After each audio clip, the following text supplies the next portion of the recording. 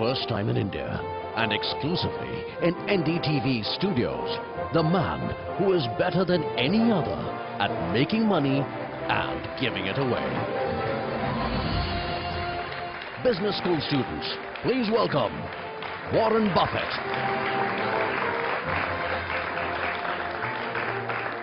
Well, there are times in your life when you are really happy to get to work and tap dance to work, like the gentleman I have here. And this is one of those moments when I'm really thrilled to be a journalist, because with me are a whole lot of students and the one and only Warren Buffett. And I must say that I'm equally very, very thrilled to have one of the most modest, humble, and good human beings that I have met, Ajit Jain.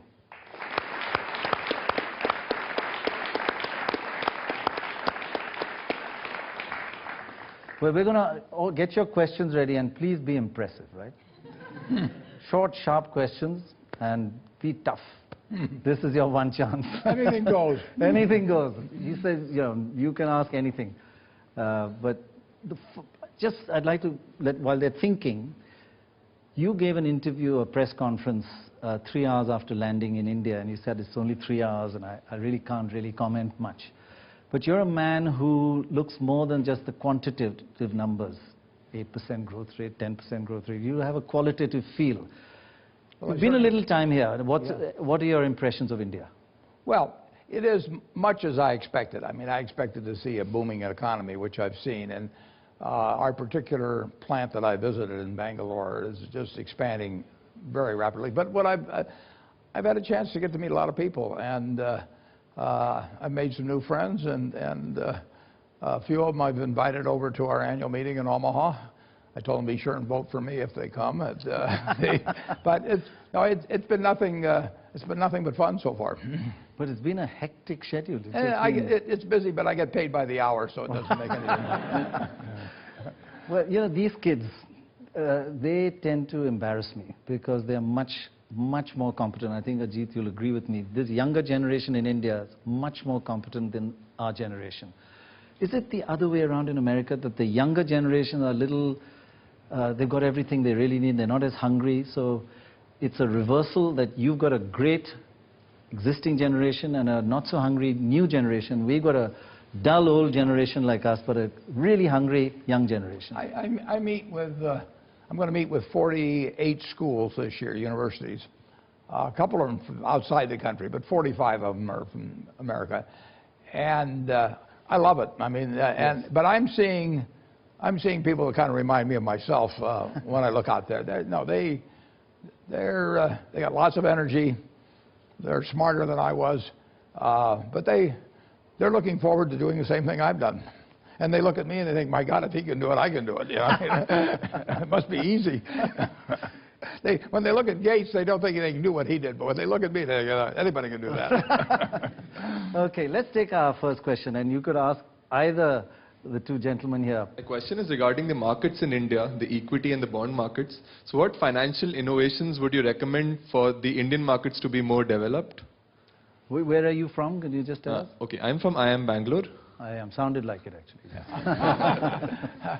I really don't know your markets here that well. I mean, I look at individual companies, and if I find a business, what I like to do first is I like to value the business before I even look at its price.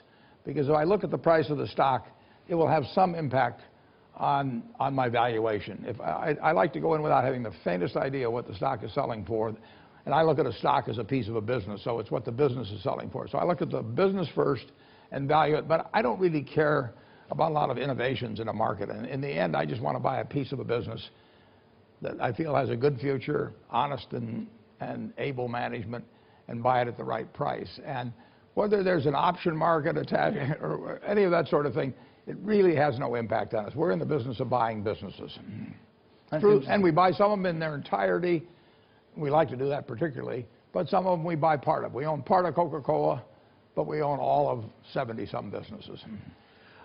When you say you don't even look at the stock market, how often do you look at the price of shares? I would say that I probably look at the price of Berkshire once every 2 weeks. That's something it. like that. Yeah, no, it doesn't make any difference. I haven't bought or sold a share for 40 years.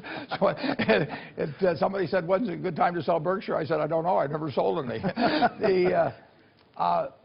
The only time I'm interested in the price of a stock is when I'm either buying or selling it. And if we're buying one stock right now, I hope it goes down, obviously, because I've got billions of dollars worth of left to buy. Right. And most people like their stocks to go up. I like our stocks to go down because I form my own independent judgment of what they're worth, and the cheaper they are, the better it is from our standpoint. Absolutely. I am from IIM Bangalore, and from all the students here, we like to thank you for the knowledge that you have been sharing all across. I mean, Benjamin Graham would have taught you alone, but you have taught many students across the globe, and I think we are very privileged to have you here in India. My question is regarding the moat that you talk about a lot of time, the say moat of Coca-Cola, the Seas candies that you have bought. How do you identify them? I mean, it's easy exposed. Now you sit here, you say that Coca-Cola's moat is expanding. But when you bought it, there were a lot of suspicion whether the company will make it through or not. So how do you get the conviction to go out and buy a stock when the market is against you? Well, if you can't recognize the moat, it doesn't mean there isn't one there. It may mean just you can't recognize it, and then you go on to the next one. You don't have to buy any given stock. There's thousands and thousands and thousands of stocks trading just in the United States or on the New York Stock Exchange. And you don't have to be right on every one of them. You only have to be right on the ones that you buy. And so there are times when I can see that there's a moat around a product. Take Coca-Cola. I mean, you know, if you've been selling a product since 1886, and every year you sell more than the year before, and finally you're selling, in terms of all Coca-Cola products, 1.6 billion 8-ounce servings a day, you've got a moat around that product. Now, the moat is partly the taste of the product itself, but it's also the association that comes to your mind. If I say Coca-Cola, everybody in this room has something in their mind about it. And what we hope at Coca-Cola is that it's something favorable. So we want to be around you when you're experiencing moments of happiness. So we are going to be at the Olympics and the World Cup, and we're going to be at Disneyland and all kinds of places where you're happy. And that, over time, will build something in your mind about a product. I can name 100 other soft drinks, and there's nothing in your mind about them. And that presence of mind, with billions of people all over the world having something favorable in their mind about their product, it's huge over time. We do have this candy company, Seas Candy in California. If a 16-year-old in California buys a box of that candy and takes it to the girl that he's fallen for and presents it to her or to her family before they go to the movies, and she kisses him, we own him. I mean, forever. He is not going to try another product. That's a moat. And every day, with every product, the moat widens or narrows. And when our people that are selling Seas Candy smile at a customer after standing on their feet for 8 hours, it widens the moat. If they snarl at them, it narrows the moat. So every single activity. And we look for businesses with very durable and wide moats. And if you name a company out of the blue, I can't tell you whether it has a moat or not, but all I have to do is be right about the ones I look at.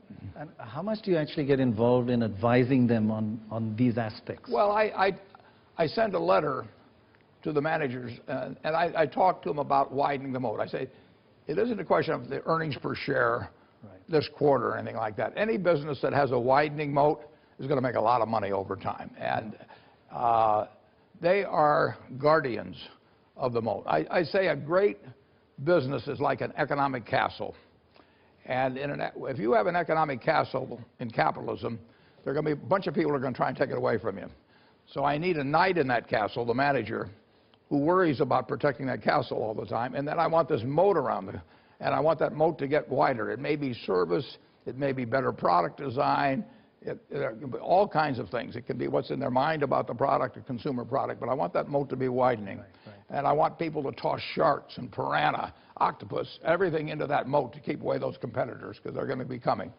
And our managers are charged with that. I tell our managers, pretend that this is the only business that you and your family can own for the next 100 years. You can't sell it, and you've got to make this one work. And that means every day thinking about what's going to make it a great business over 100 years. So Ajit, similar lessons to you. Does he advise you much or just write a letter to you once in a while? No, no, he advises me a lot. I still think it's not enough, but no, we have conversations typically every evening, and almost all what I do, I have a chance to run it by him and get the benefit of his advice and wisdom. And quite honestly, that is the biggest perk of my job. Yeah. But he doesn't need me. I love to talk to Ajit, so we do talk every day. I talk to Ajit more than any other manager we have, by far. He doesn't need me, but he is in an interesting business. And so I like to talk to him about his business, and I like him personally. So we talk about personal things as well. And but that's something about you which everybody says. You have a tremendous personal relationship with so many people in your organization. Your friends. Well, I've got the ultimate luxury. I get to associate with the people I want to associate with. Right. So if I meet somebody who wants to sell me their business and they cause my stomach to churn for some reason, I don't have to buy it. I mean, and I can't be fired. I've got a friend who likes to own 100% of his company because he likes to look in the mirror and say, all my shareholders love me. Well, I look in the mirror and I say, enough of my shareholders love me. So so I get to choose who I associate with. That's a terrific luxury in life. And yes. And so when I find Ajit back in 1985, and I mean, I feel like I've discovered a gold mine or something, and he's somebody that I'm attracted to personally. We're good friends. That makes my life better. It makes Berkshire more valuable, but it makes my life better on a personal level. And we've got dozens of managers. There's one right here with me on this trip, Kathy Barron-Tamraz, who runs Business Wire, has 3 offices in India, and it is a joy to work with Kathy. I mean, my life is better because she's part of Berkshire. Berkshire's better because she's part of Berkshire also. But I get that. I have that option.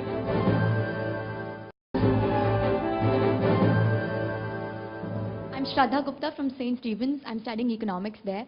A long time ago, I saw this talk where you'd given a talk at an MBA school, and you ran the students through an exercise where you asked them to choose a classmate in which they would invest 10% and another classmate on whom they would go 10% short. And you mentioned that Ben Graham did the exercise himself. So I was wondering if you ever did the exercise, and if yes, then which habits did you choose to develop and which ones did you choose to let go of? Well, if you look around you at the people you admire, they have certain qualities. I mean, you've got friends. Why do you like them?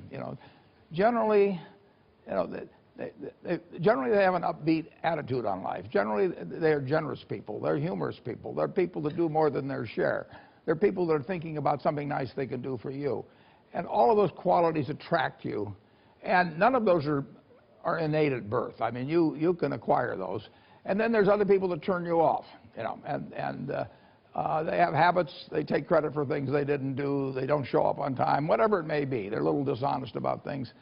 And if you're looking at your life at a young age like you are, and you can choose what kind of a person you can be, why not be the person you admire rather than the person you can't stand? It's so simple. So just write down the qualities you like. Take your 5 best friends. Why do you like them? And just write down those qualities. And you will find there's no quality there that you can't have yourself. And similarly with the 5 people you can't stand to be around, put those things down that turn you off about those people. And if they turn you off about them, why should you possess them? It's so simple. It's not like something complicated that you think you should be learning with an advanced degree in school. It's not as complicated as investing in the stock market. No, but it's enormously important to have people work with you in life. Right. They're going to work with you in life if they like you. And they may occasionally, I mean, if you're in the Army or something, you may work for somebody that you don't like. But by and large, you're going to get the best out of people if they feel good about you. And it's just so easy, but you've got to develop the habits early, because you can't say I'm going to suddenly become a terribly attractive person when I'm 60. It just doesn't work that way. So pick up the right habits now. And I will guarantee you, if you actually just write down those qualities and think about it, you will find you can have every one of the attractive qualities, get rid of the ones that are negative, and your life will be different. That's really good and simple advice. But it's quite organized. Are you an organized person, like you write a list, or are you... Well, My boss, Ben Graham, I had this hero, one of my heroes, in school. And Ben Graham literally did that when he was a very young man. And I read about it, and then I talked to him about it subsequently. And the truth is, everybody liked Ben Graham. And it wasn't because he was smart about investments. It was because he was the kind of human being But, you know, you choose what kind of a human being you're going to be. And then other people choose whether to associate with you or not, or to be led by you. One of the great leaders in American business is a fellow named Tom Murphy that for many years ran Cap Cities. Every time I saw Tom Murphy, I felt to myself, what can I do for him? Because he'd done so much for me. And hundreds of people, his employees felt that way, his directors felt that way, his friends felt that way. And we still feel that way. Now, that is a wonderful way to go through life. People love the guy, you know. So, is he very organized? Is he very disciplined? Or is he kind of as wild as some of us are? He is very disciplined. There is no question about it. He is the most rational, disciplined human being that you can come across without letting the emotions come in the way in terms of making a... He sounds very emotional. He is emotional, he is sensitive at a very personal level, but by the same token, that doesn't come in the way of rationality. And that's a tough... You know, I don't think one needs to come at the expense of the other. You can be both emotional and rational. Very often, people make the mistake of trading one off against the other. And I think Warren does a great job of balancing both of them, and independently does a great job on each dimension. Right, amazing actually. This young man at the right in the front row here, yes. Mr. Buffett, my name is Norbert Sharma and I'm a media student. I'd like to ask you, you have been a symbol of like immense success, but what is your greatest regret in life so far? You know, I really never, I feel I've been so lucky. I mean, here I was in 1930, you know, I could have emerged from any womb in the world, right? But the womb I emerged from happened to be in the United States, which offered an enormous opportunity to me. My life would have been way different if I'd been born someplace else. I was wired in the right way for a capitalist market system. Had nothing to do with anything I did myself. I was a male, which gave me an enormous advantage in the United States back in the 30s and 40s, and over having been born a female with exactly otherwise the same quality. So I won what I call the ovarian lottery, you know, very early on. Yeah, it was. That's what it is. It's an ovarian lottery. I mean, just before you emerge, you get this ticket, you know, and it may say black or white, it may say white, it may say male, female, it may say smart, dumb, whatever it may be. Nothing to do with, you know, my qualities or, you know, anything else. And I got very, very, very lucky. And having been as lucky as I've been lucky in marriage, I've been lucky in profession, I've been lucky in teachers, lucky in all kinds of ways. I never look back and think about anything that could have been different. I mean, I'm looking forward to tomorrow. I mean, there's going to be a lot of good things happen in the rest of my life. And there'll be mistakes I make. I'm going to make mistakes. Mistakes don't bother me. I don't want to make any mistakes that jeopardize in a significant way anything that's important. But to try and live your life totally free of mistakes is a life of inaction. And I like to believe in people. And occasionally you're going to be disappointed if you believe in people. But I think you're way better off going through life trusting, I mean, with some discretion, but still trusting people than having a big shell around you and not letting anybody inside. So I don't, you know, I can't think of any really particular regret I have, no. That means you don't look back and you're forward-looking kind of. Well, it'd be wonderful if my father lived longer or things like that, but those are beyond your... Regrets of things you did, actually. No, even the things I did that were dumb worked out net to be a plus in life. I mean, I got turned down by Harvard. I wouldn't have married the woman I did if I'd gotten accepted, probably. I mean, everything works out pretty well. You know, I think there's a sort of Hindu underlying trait in you, because everybody here believes that everything eventually is preordained and works out for the best. There's a young lady in the back row there. I am Prakriti Batra from St. Stephen's College, Delhi. I have a question. A certain portion of your investment is invested in the private equity sector. However, personally, you seem to be very critical of this particular sector. So there seems to be a contradiction. Can you explain? Yeah, I'm not sure which investments are you thinking of in terms of private. We've never put any money with a private equity firm. the Goldman Sachs investment, which was indirectly in private equity, and you have a very critical approach towards private equity sector. Oh, yeah, I don't think of our investment. We bought a $5 billion preferred and some warrants but I don't look at that as a private equity investment. That was in effect, a marketable security. We agreed to hold it for a while, but it was a direct investment with Goldman Sachs. But I would not consider that a private equity investment. I think of private equity more in terms of taking firms private, usually with a fair amount of leverage, and then reselling them to the public later on. And I can't think of any instance where we've done that. We've certainly never given any money to a private equity firm. We've never, that I can remember, participated with a private equity firm in taking a firm private. We've never bought a business with the idea of reselling it. The private equity firms have an exit strategy. We have an entrance strategy. And our entrance strategy is to stay forever. So I think we're sort of 180 degrees away from private equity firms. I think her question on Goldman Sachs was, you helped them out and now they want to pay you back. Do you feel slightly upset about that? Or? No, I mean, I'd be very disappointed with them if they did. I mean, if they didn't want to pay us back. They're paying us 10% a year. Yeah, that's $15 a second. Tick, tick, tick. $15 just as we go along. So I'm hiding from them now. They're gonna call our preferred on April 18th, and I'm hoping they have to find me personally. And I plan to go into a cave someplace. They'll never find me. It's very expensive money from their standpoint. They can get rid of us by paying us $5.5 billion for the preferred. We still have the warrants left over, which are worth a couple $2 billion. They can't get rid of the warrants. The warrants expire in about 2.5 years, but they have no rights in respect to getting rid of the warrants. They do have the right, but all of which was negotiated at the time we bought it. They have the right to get rid of the preferred by paying us $5.5 billion.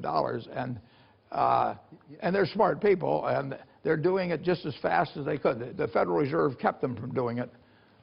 They could have paid us off a long time ago. They have not needed our money for a long time. But the Federal Reserve, there were 19, I think, companies that they really have dictated both dividend and stock repurchase policies to, and Goldman Sachs was one of them. So I've been hoping the Federal Reserve would go on vacation for a year or something. But unfortunately, they gave the green light to Goldman Sachs here a few days ago. But Ajit, do you think that was an emotional decision, the Goldman Sachs one at that time, or was it a... Not at all. It was a very rational decision, calculated to the last decimal position. And like a lot of what we do, it was a win-win for both sides. Right. I mean, Warren made the comment it was very expensive money for them. Right. But at the time when the investment was made, I would submit it was a very cheap investment for them. They couldn't have gotten anyplace else in the world. Besides the fact they got the reputation factor working for them as well. The reputation helped a lot. Sure, sure. But even money, even that kind of money in the amount that was given to them at that point in time, I'm sure they could have never got on the same terms that Warren offered them. And once Warren offered them, everyone wanted to jump on the bandwagon. It's too late then. Yeah.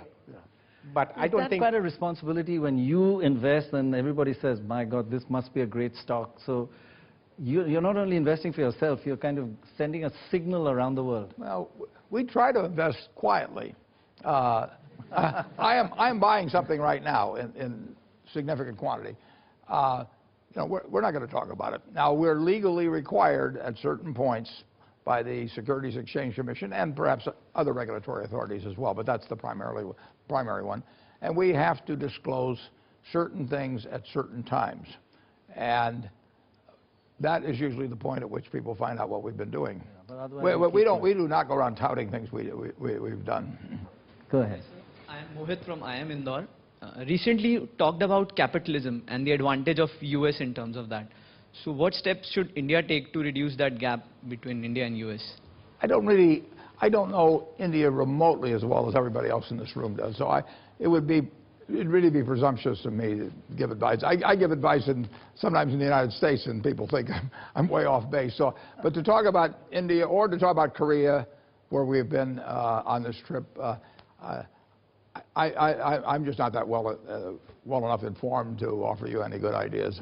But do you feel that there is an entrepreneurial spirit here? Have you got that kind of... there's an entrepreneurial spirit. You felt that? Absolutely. When Ajit came in 1985, about 2 years later, I wrote his parents, right here in Delhi, I wrote his parents and said, if you have one more like him, send him over, because then I'll own the world. Hello,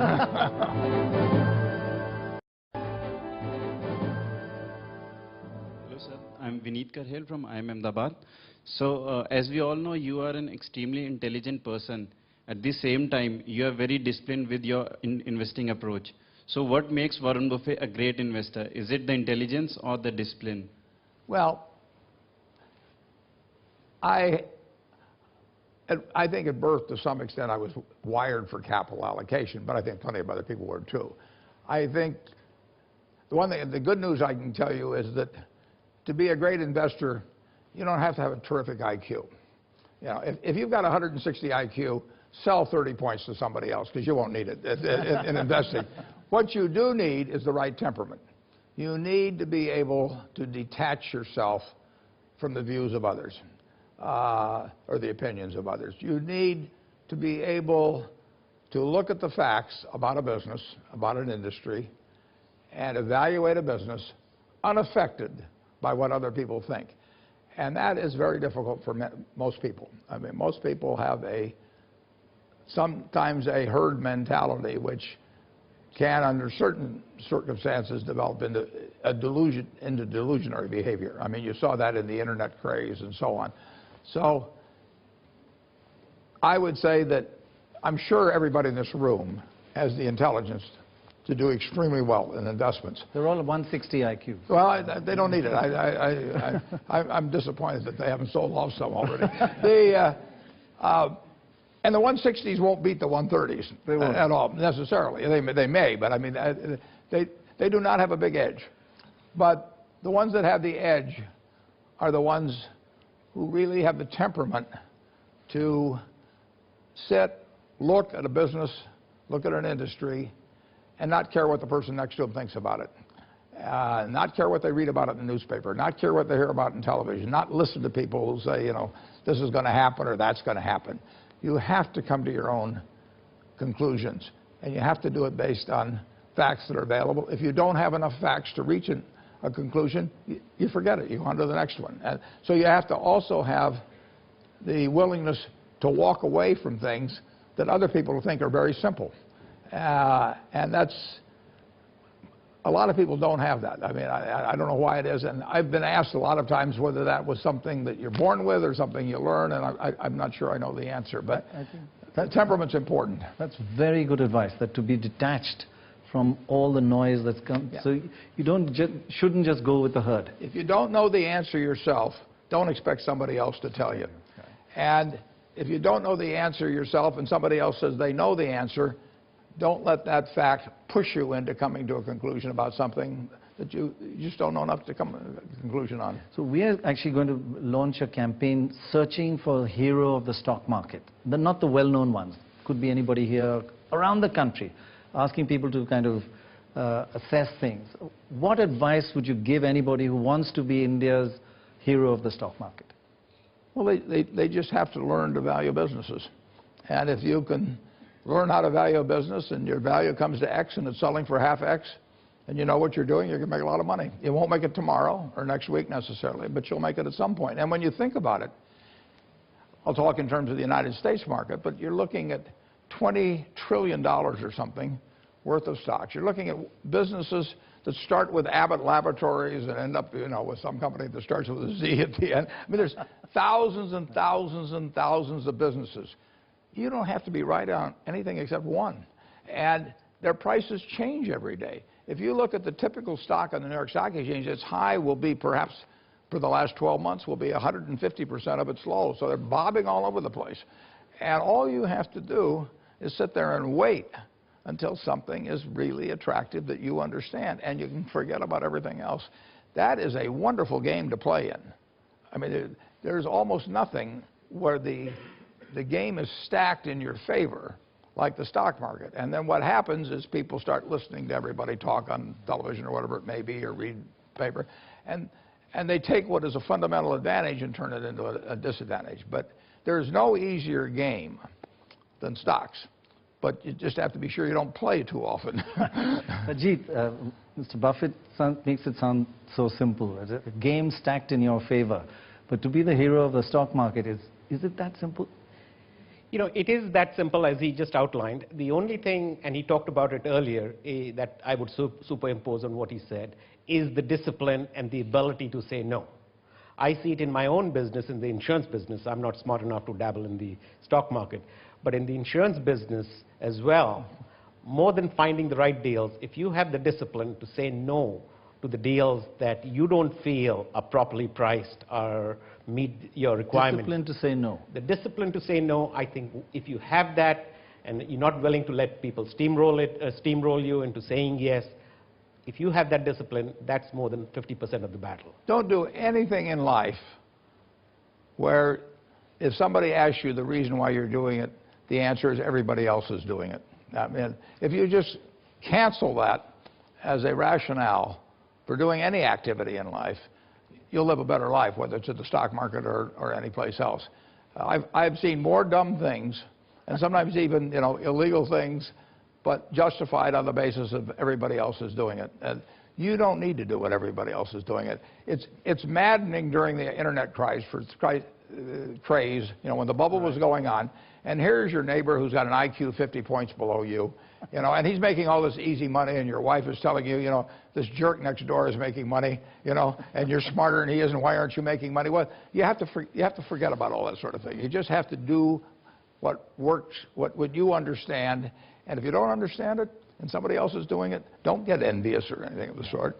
Just go on and wait till you find something you understand. Amazingly solid advice. But saying no to somebody who comes to you and says, my life, this is a dream, my life depends on it, and isn't it tough to say no sometimes? Well, I'm not sure whether their life depending on your investment. Yeah. Investment? No, I'm not. I would tell them they're in the wrong. They got themselves in the wrong position. My life depends on not doing dumb things. Isn't it tough to say no to sometimes? A lot depends on the corporate structure that you're a part of. If you're a part of a corporate structure where the boss is comparing you to the rest of the market and saying, forget your wife, if your boss is comparing you with the rest of the market and saying, these guys are going up and they're writing more premiums than you are, what the hell are you doing? That makes it very difficult for you to maintain that rationality and to maintain that discipline. But if you work for a setup like ours, where the boss understands the business, and it becomes a lot easier to be very rational and to be very disciplined. I mean, a lot of people give me credit for being very rational and being disciplined. But I think the real tailwind is I work for a company, work for a boss, work for a board who understand the business. And they're not comparing me with the short-term performance of some of my competitors. They're looking at me on an absolute basis, which makes it easier for me to be disciplined and rational. If I call up Ajit and he hasn't done anything for a month and everybody else is writing a lot of business, I say, funny thing, I haven't found anything to do for a month either. That is the absolute true story. Yeah, absolute truth. Girl, yes, in the second row there on the left, yeah. I'm Fern Sharma from St. Stephen's College, and my question to you, sir, is that despite being good friends with Bill Gates, we don't see you investing much in IT companies. Why is that so, sir? Because I don't have the faintest idea which ones will be the winners. I know there will be winners, but I don't know. I met Bill in 1991, and he'd been pretty successful up to that point, and he kept being successful. But I didn't know what his company would look like in 10 years. I didn't even know Google was going to exist. I didn't know what Oracle was going to. I didn't know anything about what the industry was going to look like. I knew the chewing gum business would look the same 10 years later, or the Coca-Cola would look how it would look 10 years later. It wasn't a negative view. It was simply a acknowledgement on my part that I did not know enough about the businesses in the future to foresee who the winner would be. And it would be exactly like if you went back to 1910, when there were probably, by that time, 1,000 auto companies in the United States. Ford was going to be enormously successful, General Motors was going to be enormously successful, and 900 and plus of them were going to disappear. And I wouldn't have known which one was going to be the winner. I know who's going to be the winner in certain businesses, And when I know it, I back it up big time. We also believe in making big bets when we know we're right. I mean, the idea of doing a little of this, a little of that, a little of that, I call that the Noah's Ark approach. I mean, we do not want a zoo when we get through with 2 of every animal. We want to concentrate on things that we really understand. When we find something good, we take a big swing at it. You're also very good at kind of looking at long-term trends globally. And we are now seeing commodity prices rising, oil prices rising. Where do you think all this, do you believe in this peak oil theory? And well, eventually there will be peak oil. In the United States... That means oil will start, the production will start going down. It is finite. And we're taking 86 million barrels of it out of the ground every day. Right. And there was a lot there, and there was a lot more than we thought back when we discovered oil in the 1850s or whatever it was. Colonel Drake came up with it. But it's finite. In the United States, we literally have, hard to believe, 500,000 producing oil wells. Now, that's a lot of straws to stick into the ground. We've found the easy oil in the United States. We haven't found the easy oil necessarily every place in the globe. But there will be a point at which oil production starts falling, and the world would better recognize that. In terms of commodity prices generally, whether it's copper or cotton or soybeans, they're all advancing. And, you know, we may be sowing the seeds of significant inflation in the United States with the extreme, but required, in my view, but at the time. But we have pushed monetary policy as far as you can push it. We've pushed fiscal policy to an extreme degree. And I think that was warranted, but heavy dosages of medicine can have consequences too. I think the after effects could still be felt. We have given the patient a lot of medicine post the fall of 2008, and the medicine can have consequences. Right. The young gentleman in the third row there with the white and striped shirt, yeah. Hello sir, I'm Shrey from IIM Calcutta. I think this is a question which all of us want to ask. Although everybody is talking about India shining and India booming, you have taken a position and have stayed away from India. As students, we would like to know what are the things that you are looking at which have made you take such a position? Well, I made a mistake. But again, I didn't understand the companies that well over here. I do not have encyclopedic knowledge or anything remotely approaching that on the businesses around the world, and I would have been a lot better off if I'd spent more time investigating some companies outside the United States. But you know, that's one of the mistakes I've made, and I'll make a lot more. Well, the only thing I want to add to that, you used the phrase, we have stayed away from India, or he has stayed away from India. I think India has stayed away from him more than he stayed away from India, because our investment, his investment style, is not so much as to identify a product market segment and then go in and zero in on that. It's more people serve him up with opportunities, and he evaluates those opportunities and then says yes or no to him. Unfortunately, we haven't had too many opportunities that have been served up to him that would be a win-win for both the person looking for capital and for him as the provider of capital. It's what Ajit said. I've never had a call from India in terms of that. That's amazing. Yeah, that's amazing. Yeah, I've never had a call from India. No. Now, I must confess, I have got a lot of calls from India, and I've not done as good a job as I should have in terms of sort of screening them adequately. But is this a mistake that's going to be rectified soon? When is the first big investment in India? Is it going to come at some point? You'll be the first to know. Well, is it going to come? It could come tomorrow. It could come a year from now. I don't know. That's what makes my job so interesting. If I knew what was going to happen every day, I wouldn't show up at the office. It's every day when I go to the office, something really big and surprising could happen. It doesn't happen most days, but it could happen, and it will happen from time to time, and that makes it a lot of fun. But generally, do you feel a little more confident after this trip that this could be a good place to invest? Well, I keep leaving my phone number all over. Now you'll be getting calls. Okay, we'll take a short break. When we come back, we'll try to find out a bit more about Warren Buffett's views on India and is he going to invest? He's skirting around that topic a bit, but we'll try and pin him down. We've got a lot of students who'll do that. That's in a moment from now.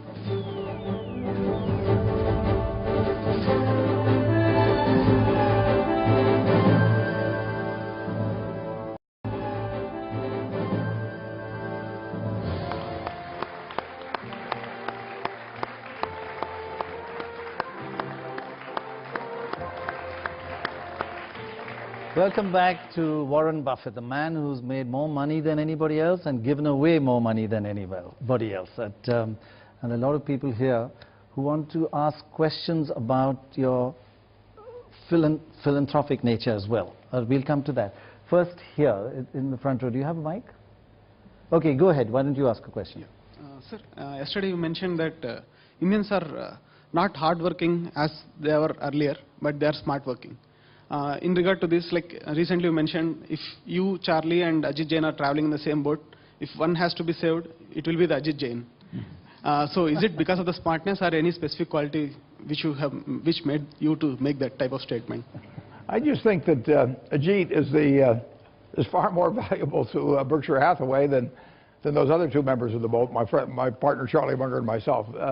Ajit has contributed many, many, many billions of dollars to the value of Berkshire. And what's equally impressive is that he never, in that process, has raised that in any way by the slightest inference, anything, in terms of suggesting anything about his compensation. He has gotten paid way less money by Berkshire Hathaway than he could have earned elsewhere.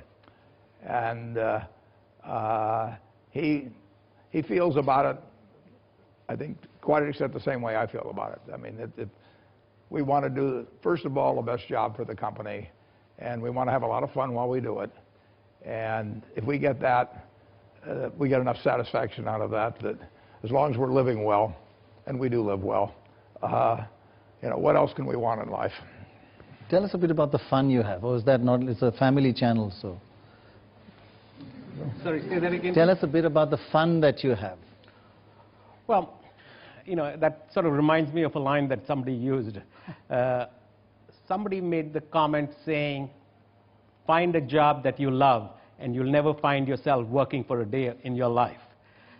25, 26 years ago when I joined Berkshire, I found the job and I found myself not working for a single day in my life since then. I've been very fortunate to be working for Berkshire, to be...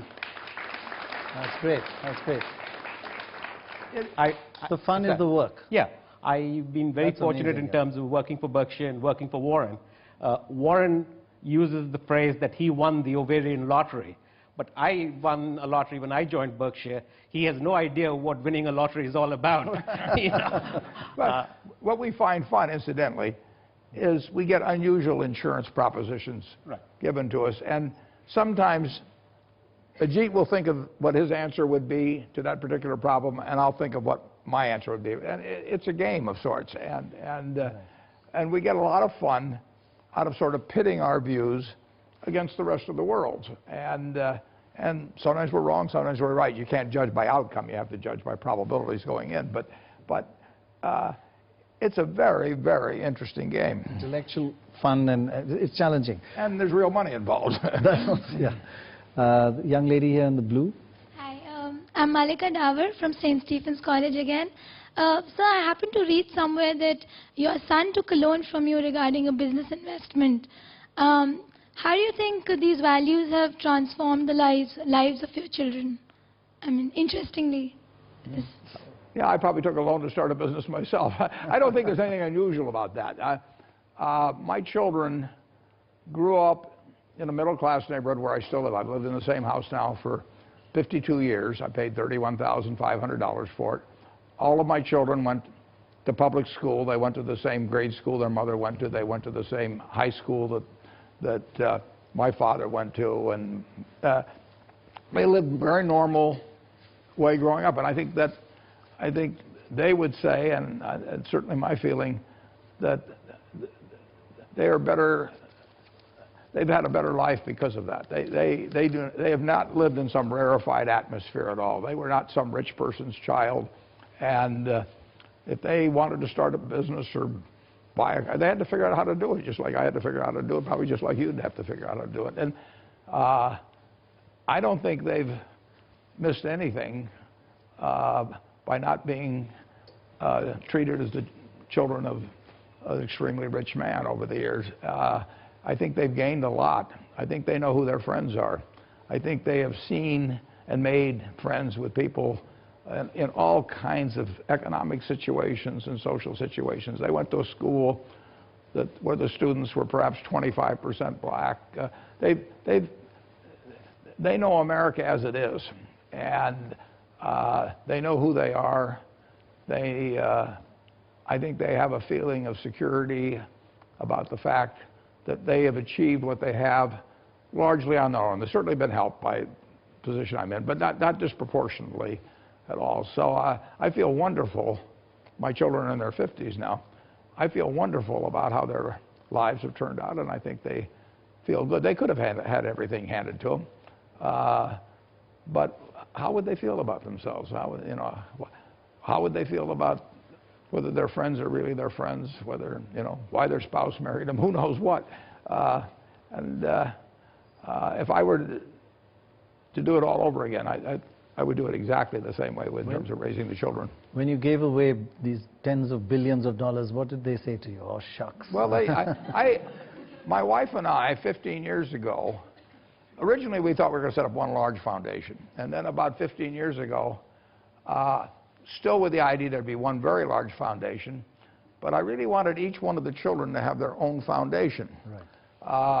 And people thought they had a lot of money by this point in their lives. They had important interests in education, and one son in helping people farm around the world and all of that. Right. So one Christmas, my wife and I set up a foundation for each of the three of them and gave them to them as a Christmas present. Not money for themselves, but money they could give to others. And I told them at the time a couple of things. I'm not going on the board of the foundation. I'm not judging one of you versus the other. If I add money later on, I'll add the same amount with each child, because who knows which activity in philanthropy is going to have the greatest long-term payoff. Well, we've added to that as we went along, and now you can go to BerkshireHathaway.com and you can see the letters that I wrote my three children about this. They're about a page and a half or 2 pages.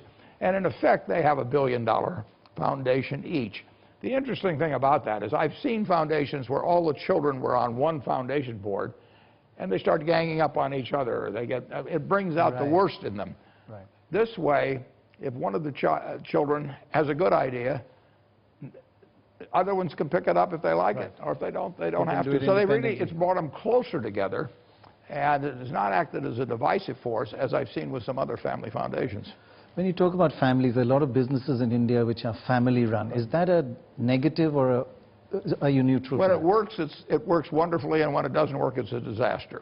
And I bought a lot of businesses from families, and sometimes I bought them because the family couldn't get along. But I have given the gift to my children that my father gave to me. My father said to me, he said, anything you do, I support. He says, you're going to be good at anything you do. I want you to do what you want to do. You don't have to do what I do. You're your own person. I have told my three children exactly the same thing. If they had wanted to come into the Berkshire Hathaway business, it'd been fine. But I do not regard, because I make a lot more money than they do, that does not make me a superior human being at all. I regard what they each do as fully as important in terms of their humanness as what I do. And they know it, and they do what they're best at. And I've given them some resources to do it on behalf of other people. Ajit, Indian family businesses is different from American families. It's a much closer relationship here. Do you look at that as a negative or a positive for Indian investment? I think it goes back to what Warren said. If they work brilliantly. And if they're a disaster, it's very dysfunctional. There are a lot of family businesses that have stood the test of time in India. So it's not a negative? No. On the contrary. You have to check each one. Oh, no, it can be wonderful. One of the best businesses we have is run by the third generation. And there's two boys involved. Now they brought in the fourth generation. It works wonderfully. They pull together as a team. They have a unity that you can't get unless you're really part of a family. On the other hand, I had a couple that sold me their business because the husband thought that one of the descendants should be running it, and the other one thought the other one should be. And they sold it to me, and they said, we don't want to break up the family, so you decide. Turned out neither one of them were any good, but that's another A young man in the front here, middle, front row. Sir, I am Naveen from IIM Lucknow. I have two questions for you, sir. The question number one is, sir, what is your philosophy of wealth creation? Because I have read a lot about you, and my understanding about you is you have lived a very simple and modest life. So what drives you towards that? And the second question is, has wealth creation. What's your philosophy towards wealth creation? One second, let him answer that. I'm all for it. No, I do what I love doing. I'm painting the painting I like to paint. It happens to pay off like crazy in a capitalist system. So the money gets showered on me eventually. Some of it is of utility to me and my family, but we can only eat 3 meals a day, and we can only sleep in one bed. But we have whatever bed we want. We have whatever meals we want. But I see that uses up maybe 1% of my wealth over my whole lifetime for my family and myself. So then I've got a lot of wealth left that has no utility to me and has enormous utility to other people. And so that's where it belongs. Has wealth creation got a little difficult these days? Was it easier let's say 2-3 decades back? To create wealth? No, I think it's very easy. I don't mean it's easy in a day or a week or a month, but if you keep doing things that make sense, you know, and it is like a snowball going downhill. I mean, it does accumulate bigger and bigger as time goes by, and particularly if you're using wet snow. So you can't help almost if you spend a lifetime working at something productively. You know, assuming that you've got above average intelligence and lots of energy and all of that, but wealth will build up, and it will do it now just like it did 20 years ago, 50. I think it's easier now, actually, in many ways. You've often said that wealth creation is the main focus. In fact, dividend payouts by companies should be, in fact, reinvested. You shouldn't have dividends. There is a view that philanthropy, giving it to charities, affects poverty less than wealth creation in the company. If they build bigger assets, have more employment, that would help the society get rid of poverty more than just giving it to charity. Well, the money I'm giving to charity doesn't affect at all Berkshire Hathaway's investment in more products and more companies and everything. So I'm not taking the money from Berkshire Hathaway to give away. I'm just giving away these little stock certificates that represent the ownership in it. So there is no diminution in the capital investment of Berkshire Hathaway because I'm giving away all my money. But you could have put that also into companies. Would that have helped the economy more? I'd have had to sell the Berkshire to have money. I've just got the stock certificates. Right. And the stock certificate says who gets the bounty from this investment that's constantly taking place. I've taken all the bounty I want. It takes care of me, my family. You know, there's nothing I want.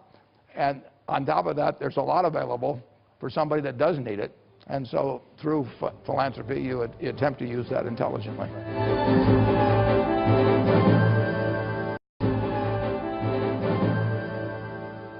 You had some questions for these young 160 IQ kind of people. We already told them that you've got 30 IQ too much, right? Just give it away, sell it, trade it. When I look at a group like this, I feel very good about the future.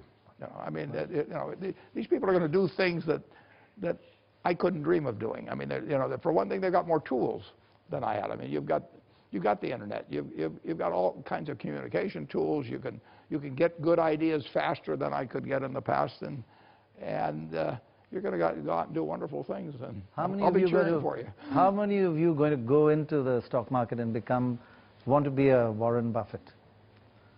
That's about... I'll take a 10% royalty from all of you. That's about 50% or a little more, maybe 60, 65% of you. Any questions? Yeah, the young gentleman here. Hello, sir. I'm Naman Mittal from IIM Ahmedabad. My question is regarding a starting investor. An aspiring investor who's just starting out will always face cash crunch problems. So what should be the strategy be for a starting investor to counter that? And is it any different from a successful investor with a lot of money and liquid cash flow to invest? Yeah, when I started, I had way more ideas than money.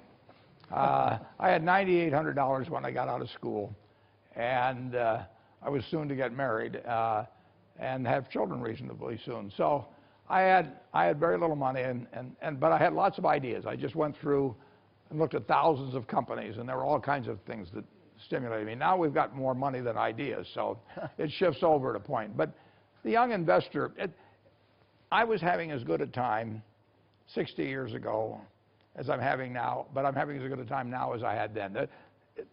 The adventure is where the fun is. And I did not think to myself, if I have $1 million, I'm going to be way better off than I had when I had 10,000, or if I have 10 million, I'll be better off than 1 million. The truth is, I've lived well all my life. I've never had to worry about where a meal was coming or what bed I would sleep in.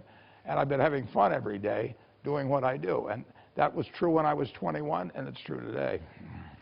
There's a question from the back row, the red, yes. So, Samriddhi Gupta from St. Stephen's College. So the Indian markets have been very volatile in the past. You're a long-term investor. So given the present scenario, do you suggest foreign investments in the Indian economy? Volatility is the friend of the... I love volatility. If no stock ever moved around very much, it would be impossible to make any real money. Volatility is your friend. You can turn it into your enemy. I mean, if you get worried when your stocks go down, or you feel like you ought to rush in and buy things because they've gone up, volatility is your enemy. But if volatility means that a very good company someday will sell at X, and sometime later it'll sell at 2/3 of X, and another time it'll sell at 1.5 times X, you will get very rich if you can just keep figuring out what X is. And volatility is what will enable you to make a lot of money. So anytime people get upset about volatility, they don't really understand the nature of markets and how they should be thinking about them. The more volatile the market, the more money we'll make at Berkshire. I have two internet questions. One which says, the people have written in, we asked them to ask you questions. There were thousands, but what exactly goes through your mind when you're actually making that investment? Well, if I drive by a McDonald's stand or a Kentucky Fried Chicken stand, I will automatically think to myself, what is this business worth? You know, and how many customers can walk in the door? What kind of gross margins can they have? How many people do they need? How likely it is that another chicken stand opens across the street? I mean, all of those things. And that's true of the chicken stand, and it's true of Google, or you name the business. I mean, it's all about evaluating the economic potential, the economic future of a given business. And most of them you don't know the answer on. But every now and then you run into one where you know the answer. But that's all business is. It's what Aesop said a long time ago. A bird in the hand is worth two in the bush. You know, that was said in 600 BC, and that's now what's called discounted cash flow and all that sort of thing. But Aesop had it figured out, you know, 2,600 years ago. And all I'm trying to figure out is, if I take that dollar in my hand, when do I get the $2 out of the bush? How sure am I of getting it out of the bush? Is there some other bush where I can get $3 out of it instead? I mean, it's very basic stuff. And a lot of times you look at it and you say, I don't know how many birds will be in the bush. So you go on to the next one until you find one you know the answer. Do you get butterflies in your stomach? Pardon me? Do you get butterflies? Do you get nervous? No, never. Never? Never. Sleepless nights? No. No, if I'm not going to do something that causes me to not sleep at night. No. If you're going to have sleepless nights, you shouldn't be investing. I mean, you don't know what you're doing on that stock. Right, no, I sleep like a baby. Ajit, sleepless nights? No. Worries before you go to sleep? Well, worries, but they don't translate into sleepless nights. You know, I sleep like a baby too. Okay. That means we wake up and cry every hour.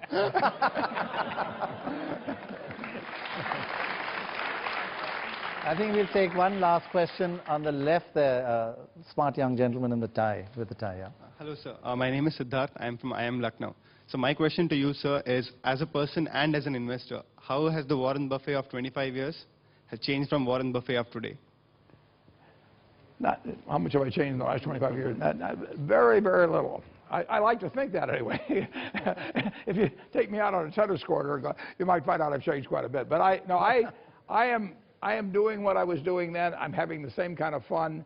I'm working with even more people that I like and really enjoy working with. So in a sense, that part has gotten better. But there's really, you know, I wouldn't have been doing it 25 years ago if I didn't enjoy it. I wouldn't be doing it now if I didn't enjoy it. I can do anything in life I want that doesn't require any physical ability or anything of the sort. But I elect to do what I'm doing because it really is the most exciting thing, interesting, challenging thing I can be doing in life, and that was true 25 years ago, and I hope it's true 25 years from now. By the way, something which many of you may not know is extremely fit, works out a lot. Wouldn't you agree? As fit physically as mentally. That is absolutely true. Who are we talking about? About you. So, Mr. Buffett, this is not an insensitive question, but 50 years from now, we all got to go sometime. What would you like on your tombstone? Here lies the oldest man that ever lived. Well,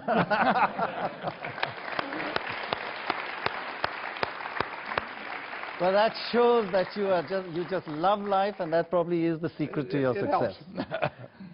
Well, thank you very, very much. Hasn't that been wonderful? Thank you. One thing to tell them before they go, you said that business schools teach them all the wrong things. What should business schools teach them? Well, it doesn't teach them all the wrong things, but it's important, if you're going to be investing, there should be a course in business school that says how to value a business. Right. That's great. Well, thank you all very much for your questions, and take care of those 160 IQs. Thank you, Ajit. Thank you, Mr. Buffett. Thank you. Thank you, everyone. Bye-bye.